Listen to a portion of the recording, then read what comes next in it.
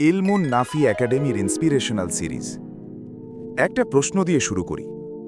ব্যর্থতা কি মানুষকে থামিয়ে দেয়, নাকি ব্যর্থতাই মানুষকে গড়ে তোলে? আজকের গল্পটি এমন একজন মানুষকে নিয়ে যার নাম আজ সারা পৃথিবী জানে, কিন্তু একদিন কেউ তাকে চিনত না। তার নাম সোইচিরো হোন্ডা।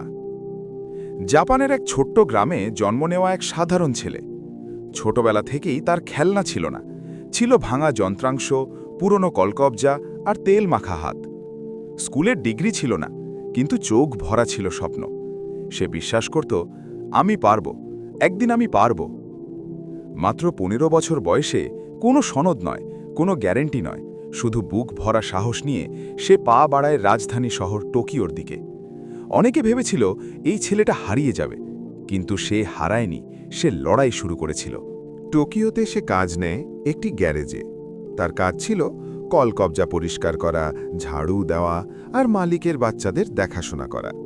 কেউ তাকে ইঞ্জিনিয়ার বলে ডাকেনি, কিন্তু তার মনটা ছিল ইঞ্জিনে ভরা। তার স্বপ্ন ছিল টয়োটা কোম্পানিতে ইঞ্জিনিয়ার হওয়া। সাক্ষাৎকার দিল, আশা নিয়ে অপেক্ষা করল, কিন্তু উত্তর এলো না। একটা না অনেক মানুষকে থামিয়ে দেয়, কিন্তু সোইচিরো হোন্ডা থামেনি। সে নিজের ঘরে নিজের হাতেই বানাতে শুরু করল স্কুটার। দিনের পর দিন, রাতের পর রাত, ঘুম নয়, বিশ্রাম নয়, শুধু একটাই লক্ষ্য, আমি হাল ছাড়ব না। অবশেষে ১৯৪৬ সালে সে তৈরি করল প্রথম মোটর চালিত সাইকেল।